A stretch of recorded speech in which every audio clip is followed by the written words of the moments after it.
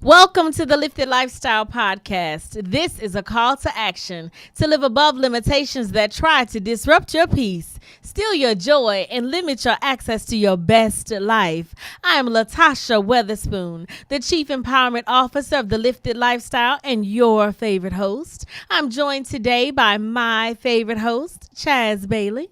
Hello, everyone. I'm Chaz Bailey, COO, Creative Opportunities. Happy to be here. Find me online on Twitter at Chaz Bailey or Instagram, Creative Opportunities. Hope y'all feeling good as me today. Good. You feeling good today? Yeah, I'm feeling good. I'm feeling great. Awesome. Today was actually a good day despite a little bit of Houston traffic. It seemed like the traffic was a little disrupting today, to say the least. Well, I mean, that's saying the normal. It's Houston. This is true. It's Houston. It's disrupting everything. I think sometimes if it's clear traffic, one thing I always say, I always wonder what's wrong or what holiday it is if I have an easy route. So I can't stand firm with you on that one, but I understand. Awesome. Well, I am truly excited about today's show. We're going to talk about effective communication and how it is both an art and a science. You know, there are a lot of things that go into effectively communicating. Yes, it is. It's different areas.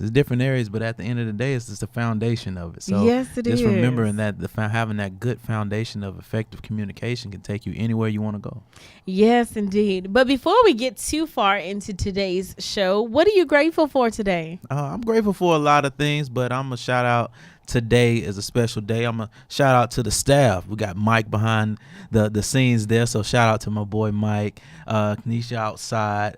They always do a great job when we come to the show, and they have everything ready to go. We have some water right here. Just you grateful for the little things, so I really appreciate you guys. So I just want to give a shout out to y'all today. And the Spheres podcast studios, they make it so convenient for us to come here, and we just bring the content, and they take care of all the tech and spoil us a little bit. Yeah, so shout out to the Spheres as well. So can't forget them. Hey, Gary. Yeah, hey, Gary. Shout out to Gary Lee, the brains behind the operation. Exactly. Okay, awesome. So we're going to get right into today's show. So we decided to do a show about effective communication because it is truly the foundation for everything in your life. If you struggle with communication issues, you will see those issues in your personal life, in your professional life, and in your day-to-day communication. Yeah. You know, your day-to-day exchange with other individuals. Exactly. So we wanted to take some time and actually address head on some things that you can do to implement communication strategies and improve your communication abilities. But before we get too far, let's talk about the counter to that. Let's talk about a little bit of what happens when you don't have good communication skills. Chaz? Yeah, well, when you don't have good communication skills, a lot of times it's easy to point to the workplace and say, well, maybe I got passed on this promotion, or maybe I didn't explain myself to my professor, or even to my spouse. Maybe that's why the argument went as long because of that. But everything revolves around yourself being. And so sometimes without effective communication, that can linger on you. That can add stress. That can add a lot of different areas because a form of communication is how confident you are in speaking, or it goes to a realm of being assertive. So it's so many different layers to it that adds to your self-being and your self-care. It's kind of going in a negative route because we run into people all day. We speak all day, and just imagine a lot of the day that's left on the table because you didn't present something in the right manner. And sometimes we may have not known it. You know, we let outside sources interfere with that because of it's so hot outside. So now I'm frowning when I'm speaking and people think I'm mad at them. It's just different reactions to whatever you give off. And so that's one thing we have to remember, that anything that we give off, we're responsible for, whether we want to blame the sun or blame how cold it is wherever you are. You have to realize that whatever you give off comes from you and you're responsible for it. So it can weigh on you overall negatively. Agreed. I mean, and there's so much to that, right? There's so much that communication plays a part in. I often have coaching clients who say, I just have a hard time being understood. But the issue a lot of times is not in being understood as much as it is the effectiveness in which they're communicating the message or the things they want other people to understand. Exactly. So the sender, which we're going to talk about this a little bit later, but the sender and the receiver each have a responsibility in communication. Yes. And I've spent a lot of time studying this. As most of you guys know, I do have a master's in speech and language pathology, and one of the courses that we have to take in undergrad and in graduate school is communication science, or simply the science of communication. Chaz has an MBA, so he's dealt with communication head on in business arenas and in the corporate setting, because there is no getting around it, right? There is no alleviating deficits when you have communication deficits. There is no alleviating the consequences of those deficits. No, I agree. And I think in every avenue of your life, because as Latasha gave some of my accolades with the corporate world, I would try to find a job description that doesn't have effective communication in it. Good. No matter what your field is. You can be in retail, you can be in healthcare, whatever. They want to have an effective communicator. Same way with a relationship. As a guy, if we go out on a date and we ask a lady or who our partner will be, and just say, what do you like in a person? What do you like in a partner or a guy or what have you? And they say, well, I want someone that can listen and that can communicate well. That's one of the usually the first things. And then we go to school, and you think about if you go into a graduate program, they want to make sure that you can communicate your research, you can communicate your findings. And even undergrad, they want to make sure you can stand up and speak your point of view in critical thinking type courses. So in every area of your life, it's communication, and how you communicate, it opens up doors. So let's say you're the top communicator. No matter what field you're in, you always will be considered as one of the top people, because how you convey what your thoughts are. And let's take a step back, because Chad said something I thought was valuable when he said, when you go into a job interview and you go into applying for a job, one of the first things they say is we want a candidate who has great written and verbal communication skills. That in itself shows you how profound just being able to be a participant in the communication exchange effectively, how much it matters, right? Yeah, definitely. And no matter what your position is, you can be an entry-level position. They say, well, we want you to communicate to our customers. You're the face. You're the customer service people. Or it can be a managerial position. You can be the CEO. And if you can't convey your message and you can't communicate thoroughly, then everything falls apart. So that is one trait that everyone needs to have. And even, when we have couples or we have conversations with couples, the one thing that always comes up is communication. Yeah. The second most divorces, the second biggest reason for divorce is communication issues, second only to money issues. Yeah. But I think that even money issues is rooted around a lack of communication about spending habits and, monetary practices. It always goes back to how effectively people communicate with each other. Exactly. It's no gray area. None, absolutely. Because even if you're single, we say job, or you're a student, or in dating, even just walking down the street and you want to, let's say, sell your product, or you want to receive something from someone, communication is key. It is key. And that's one of those things you have to just take head on. And it's something that you get better with as you grow. And so we always remember that. So I would stand firm, is no perfect communicator, because it's always another area. It's always another arena, because you may go into an area you've never been in before and you have to change your communication skills.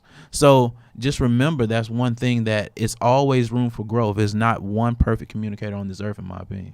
Well, that's definitely something that we're going to get back to, is your communication skills have to adjust based on your communication environment. Exactly. So the first thing that I wanted to talk about when it comes to being an effective communicator is being clear in your communication. Yes. or seeking clarity in your communication. Yes, that's important. You have to be clear, because if you're not clear, it goes back to some of the downsides we spoke about. You have to understand where you're coming from, but also you have to put it, as I heard one of my favorite radio hosts, Joe Madison, say, you have to put it where the goats can get it. That means it's at a level where a goat eats grass. It's not on a tree. So if you put it down at that point of view, if you break it down to that level, that means I can tell my grandmother the same way I can tell a professor how to do something. And it works, concurrently together. So I think that's something that you definitely have to pay attention to. How clear are you? Because before it comes out of your mouth, you understand what you want to say, but now you have to think about your audience. So definitely clarity is one of the top areas to focus on. One of the things that I often say when we're talking about communication is think through what you want to say in as few words as possible. Yes. Be concise, because if you can really whittle down this mass of words and thoughts into the most concise and succinct version, that automatically will increase clarity. Now, that isn't to say that you won't have to expand on it, but the meat of your message will be, conveyed to your communication partner. I think that we have to be intentional about what it is we want to communicate. And we have to also consider the fact that our words are only a small part of communication. Yes. There's research studies that say only 7% of communication is in the vocabulary or the actual words that we say. Only 7% is in the actual words. That makes sense, though. Now that I'm thinking about it, that makes sense, because we can just say whatever, but that's not what we mean. And so, we think, like, one of the areas that I hear a lot is when I first learned what simile was, and it was the use of something using the word like or as. And when you have a conversation with someone, all you hear is it was like, it was this, it was that, it was as this, it was like this. But think about what you just said. You didn't really say the words. You just made a comparison, and it's probably another word that can fit that. So I can really believe 7% is only goes towards the words. It makes perfect sense. 38% is an inflection. It's how you say something. And people don't really take enough time to consider how something is conveyed. But I often say it's the difference between I love you and I love you. It's how you say something that matters. Oodles, and how the person you're talking to will perceive what it is you said. And the other 55%, which I was kind of shocked that the number was so high, but the other 55% is in the nonverbal factors. It's in your body language. It's in your movement. It's in all the things that are outside of your words. No, I can believe that too, because a lot of people say it's not what you say, it's what I see. And so if I see you just slugging around and you say, I'm a hard worker, you may be telling the truth, but I just caught you at a bad moment. But in my mind, you're just making something up. But I agree 100% with that, that we definitely have to pay attention to our body language as well, because clarity is not necessarily, like you said, it's just not words. It's about the communication. So we have verbal and nonverbal, and both we have to be clear in all.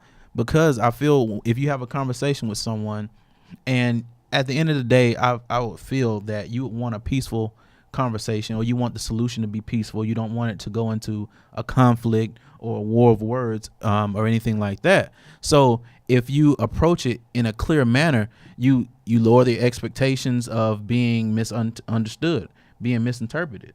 It allows you to go straight forward and say, this is what I mean. This is what I'm speaking about. And also on the other side, you kind of take your time when you're speaking, because you answer some of the key questions that come out. So if you sit down with someone, you speak to them, and you think about, okay, this audience I never spoke to, or I'm on a job interview and I never spoke to this company, but I'm going to give you everything. You ask me a question, I'm going to probably answer 2 or 3 in that one question. Now you know my skills. I'm not just necessarily saying, do I show up on time? I'm showing you how I organize, and I have I help everyone else show up on time. So now they know my skill. So this guy is so clear when I speak to him. It's like, I don't have any other questions. Tell me more. You have them more engaged, and they want more. They want more just because of the way you communicate them, just because of your smile and your energy. So I think that's really important to consider in clarity. And just to kind of go a little bit further on what you said, I think that when you take responsibility for the communication exchange, you Yes. take responsibility for the clarity in a communication exchange. You take responsibility for your message and also for helping the other person understand exactly what it is you want to say. I think when you do that, you automatically usher in understanding. You because even if the other person does not understand what you're trying to say, if you are taking responsibility for the communication exchange, you're going to listen to that other person's lack of clarity and offer more clarity. Oh, no. That's not what I meant. What I meant was. Yes. And honestly, listening to the other person when they say, but this is what I heard. Exactly. I think that we have to understand that, it's two ways. A communication exchange it's about the receiver as well as the person who is giving the message. Yes. And go back to what you said about responsibility. Like, everything that comes out of your mouth, everything you give off, you're responsible for. And I feel we don't speak about that enough. Because sometimes I'm one of those people that I consider myself an optimist, and I think everyone wants to do right. If they may just pursue it in the wrong way sometimes. So in that sense, let's say I make a statement. And, we hear various statements out in the media today and on social media and all of that. But it allows, because they weren't clear in what they meant, or they just stopped the conversation short, it allows misinterpretation, it allows conflict, it allows anger, it allows all of these negative things to come out something you wanted to push positively. So if you took responsibility and you say, okay, everything I say, I'm responsible for, you have to approach it just as if you're writing a letter to a teacher, writing a letter to a boss. You proofread it a few times. That's what we have to do sometimes with our thoughts, because before we open our mouth and let those words out, we have to say, okay, once they're gone, that's it. I can't get that back. And so if you approach it in that manner and you're clear when you approach it that way, when it comes back to you, it's going to come back in the form of grace. It's going to come back in form of positivity. It's going to come back in form of understanding, because that's one thing you want in communication that, if in my opinion, is understanding. I don't want to just speak just to speak. I want to speak to be understood, but I also want to speak that we're on the same page. Definitely. So I think that's one of the key things when we speak about clarity. And then, when you think about it like that, though, it's because you're not just talking to talk. Exactly. That's something else you have to be responsible to not do, is just be talking to hear yourself talk. Yeah. Talk because you have something to say. Yeah. And that goes with what you said. Be concise, because you can say what you want in a little words as possible. That's an exercise. That's true. That I remember in undergrad. It was that, all right, you want to say this whole paragraph, now write it in the like one sentence or something of that nature to get your point across. And I thought that was monumental, because if I can go up and I take 30 seconds to say something someone else took 10 minutes for, that means my audience understood what I said, and I was in that attention span window. Because we can complain about, people today have a short attention span because of technology and all of that, but as we said earlier, your communication has to adjust.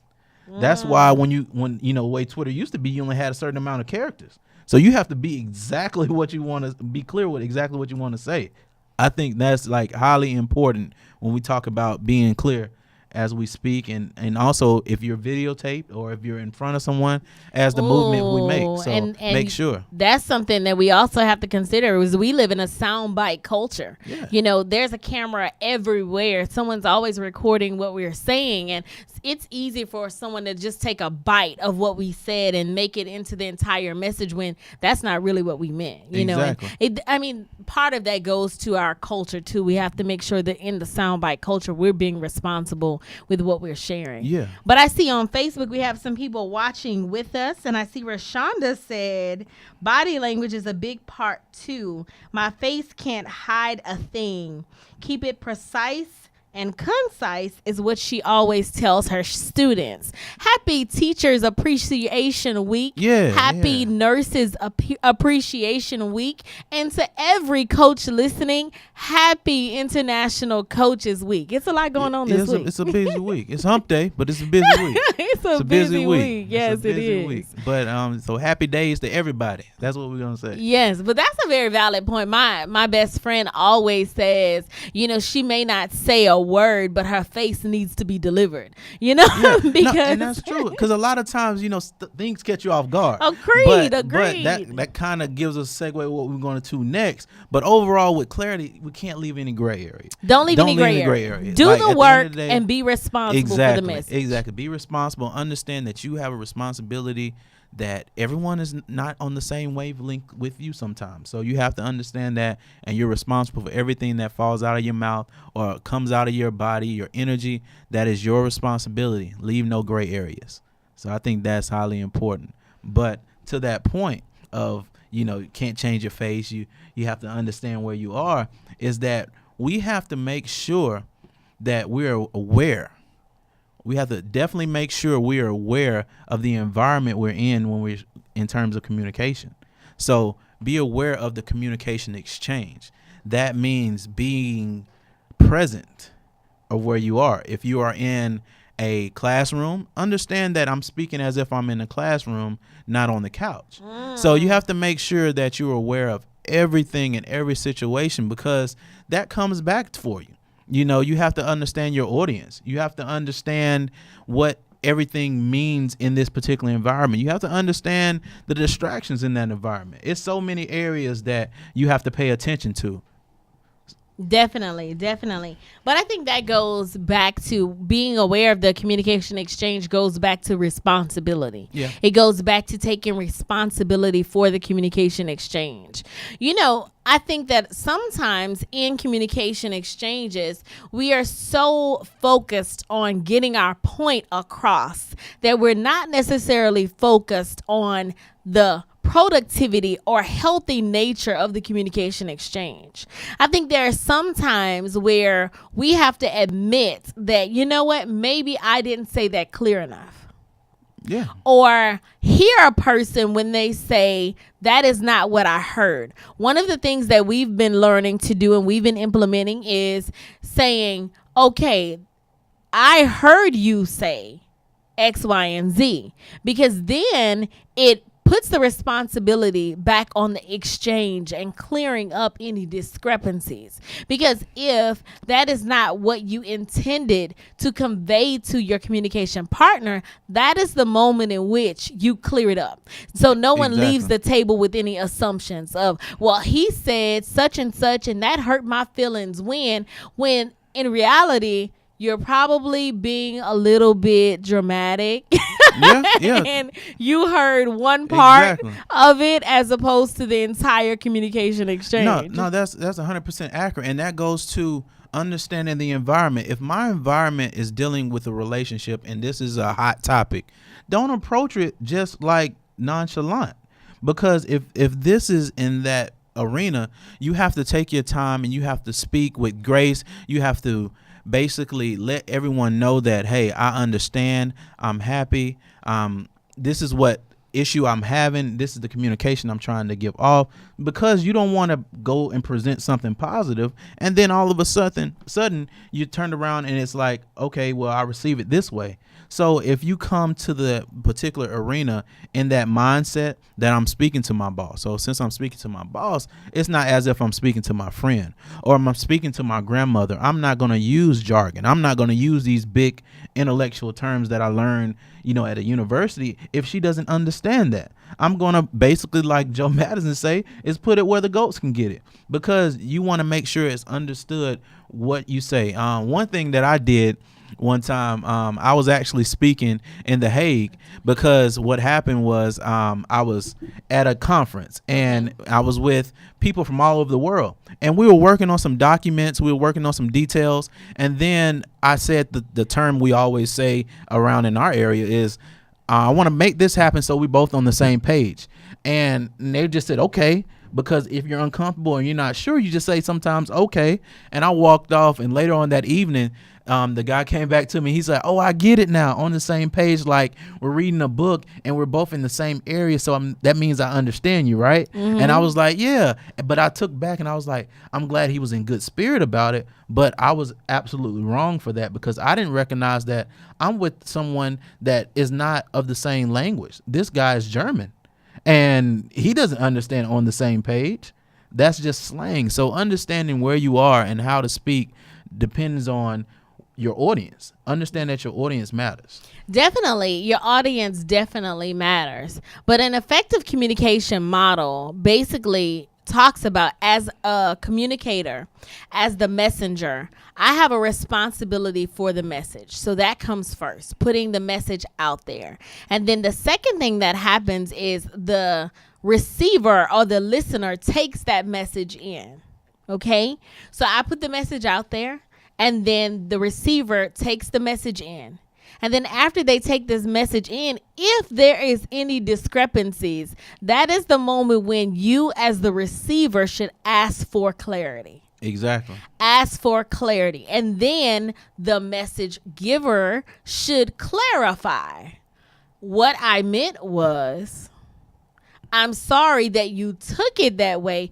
My intentions were, because a lot of times, we have to assume positive intentions. Yes. We have to assume that the person we're talking to really is as invested in the positivity and productivity of this communication exchange as we are. And if they're not, you need to consider whether or not you need to be having the conversation with them. Yeah, no, that's true. That's true. For example, in a workplace, there are times where you know when you can talk to your boss about certain issues. And when this might be an issue I might need to contact HR about. Yeah. In a relationship, when this is a heated exchange. So you have to be careful about how you come to this conversation. You have to be careful that you are taking your time. You are in control of your emotions when you're bringing the communication to the table. Yeah. Like you said, 100% accurate. Goes to the environment. And then either other times. Overall, we have to understand when to talk and when to not speak. Because sometimes if we're speaking in an area where we're not comfortable, then what happens is that we tend to say something we may have not meant to say, or we may receive something we didn't mean to receive. And so we have to play that part. For example, if I'm at a funeral and it's a sad event, it's no need for me to walk in and act totally different from what that environment is. I need to act with grace and love. I can't just come through and say something just off the wall, even though if that's my character and I joke a lot, this is not the time for that particular conversation. Or in the words of my illustrious grandmother, there's a time and place for everything. Exactly. It is. It is. And even especially for those of you who are in a relationship, when you are talking to your spouse or to your partner, remember that this is the person you chose. Yeah.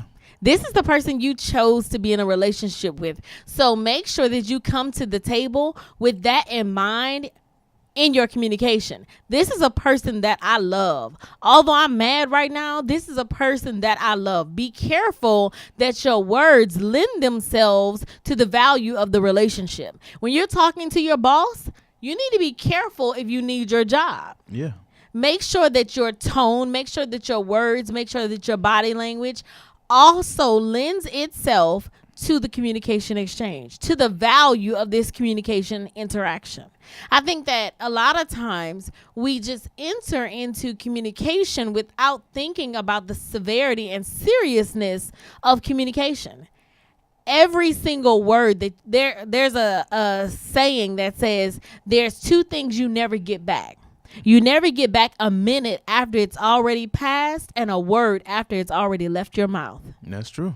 So because of that, we need to make sure that we're taking time to think through everything we want to say as we're saying it or before we say it, better yet. No, that's 100% accurate. That is 100% accurate because once it's gone, it's gone. Simple as that. Once it leaves you, that's it. And another thing in this being aware of the communication exchange is allow yourself time to process. Yeah. Allow yourself time to sit with the exchange. Don't be afraid to pause. This is one of the things that Chaz has taught me. Don't be afraid to pause in the middle of a conversation. Get your thoughts together. Get your words together before you start talking. No, exactly, because sometimes you have to understand the severity of the conversation, as you said. And if you're going to, let's say, speak to your boss, and you say, okay, I have these issues, I want to go speak to my boss, take your time and formulate your words, formulate your sentences, and say, okay, I'm going to talk about this, this, and this. And then if you stumble and you reach a place where you say, well, I don't have the answer to that question, it's no need to just continue to speak. You have the grace. It is your responsibility. You can say, well, give me a second, or can we touch base on this tomorrow? Because I want to touch base on that. I want to give it some thought. I want to give it some time. And when you come back in a position ready to you basically be positive in the situation and get everything you need to get out in the right manner. So you can say, tomorrow I'm still showing up to work. You know, you don't want to be out of a job because of how you conveyed your message. So that is highly important. Just continue to remember that. Definitely. And making sure that you are taking the time to be aware of it. You know, be aware of your responsibility in the exchange. Be aware of the message, and also for those of us on the receiving end of communication, we also have a responsibility. We have a responsibility to be present and to actively listen. Yes. Definitely we have a responsibility to tune into what the other person is saying. Yeah. You know, I think a lot of times we're listening to respond. We're not necessarily listening to take in the other person's vantage point. And that's a dangerous thing. It is because a lot of times if it's dealing with a conflict, if you can't reach that point of resolution because you have your point and they have theirs and you're not listening to their point. When at the end of the day, if you take your time and you really listen to this person and you really listen to the issue they have, you all may be on one accord and just be explaining it differently. And so we have to understand that we have to allow them grace. Just as if we want to be heard, we have to hear them and take it in and process it. And one thing that I read about in terms of when you're speaking and you're really energetic about a subject and you're speaking to someone else just as energetic, no matter if it's a positive conversation or a negative one, it's just that when someone else is speaking, before you start speaking, take a deep breath. And what that does, it allows you to, okay, I'm holding it in, I'm not cutting them off, but also it gives you time to get your thoughts together. So when it is your turn to speak, you can come with it in a proper manner. You can make sure you all on one accord. You know, one thing that you say all the time is if you are not actively listening, you heighten your chance of misinterpretations in the communication exchange. I think that is a total valid point, because if you are only listening to get your point across, even if it's not in a conflict, sometimes, you know, we just want to be the smartest person in the room. Yeah. You know, sometimes we just want to make sure that people know we know things. Exactly. But if you approach the communication with that in mind, then you leave a lot on the table. Exactly. You leave a lot that you could have learned from the person that you're communicating with. And a lot of time, the main thing we leave on the table is the solution. Agreed. Because you can't reach a solution if you constantly focused on your own thoughts and you're not respectful and allowing this other person's thoughts to reach the table and you sort it out together to make the puzzle piece fit.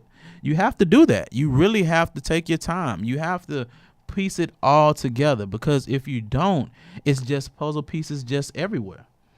One of the things that I wanted to share with you guys today, and I apologize for not having the image to put up, is listening tips. You know, these are 5 things that you can do in a communication exchange to make sure that you are actively listening. Make sure that you are present in the communication exchange. The first one is paraphrase what the other person says. Mm-hmm. You know, when a person is speaking to you, you can say, well, I heard you say, or did I hear you correctly in that you said X, Y, and Z. Paraphrasing what they said to show that you actually heard them. Yes. You know, the second thing is to probe for any missing information. missing information. If there is something that you felt like the other person should have said, interjecting and saying, well, what about, or did you forget about, whatever the missing element was, probing for that missing information. And also clarifying any points that you have questions about. Asking those clarifying questions. Following up with more information.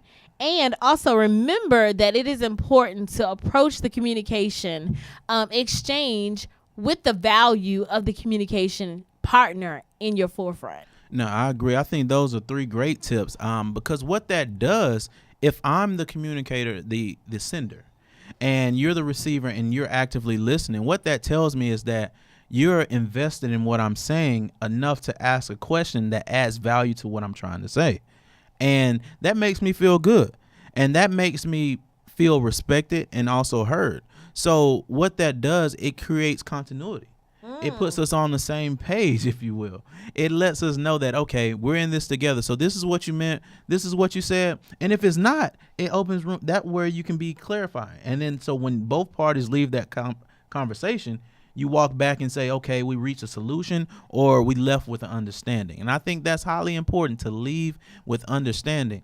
And most of all, what that does is when you actively listen, what we tell our clients is that you're also empowering people because you're letting them know that their decisions matter, that they are confident in how they're speaking to you enough where I can go put what you said to me in action. And we can move forward and do things and be on one accord. I think that's highly important because through your ear, you're empowering someone else. And when you actively listen to a person, you automatically position yourself as a person that can be trusted with my feelings, with my thoughts, with my opinions. When you actively listen and attend to a person when they're speaking to you, you're developing trust in that exchange and in that relationship. You also, open the floodgates for that person to let down their walls and talk to you. I mean, we've all, I know, have had a situation where we've been talking to someone and I was like, are you sure you're listening? Are you really invested? Where you have that question in your mind. Exactly. But if you are actively listening, if you are making eye contact, if you are gesturing, shaking your head and nodding to show that you are actually listening and you're attuning to the words they're saying, if you're asking qualifying and clarifying questions as a result or based on what they said, people automatically know that, you know what? This exchange was important to this person. Exactly. This exchange was important. Exactly. And by that same token, I am important to this person. Yeah. And that adds to your reputation. Definitely. Well, that's one of the key things. By you listening adds to your reputation. Whether it's at home, whether it's at work, whether it's at school, you're a great listener. And, growing up I used to say that, this person's asking a lot of questions.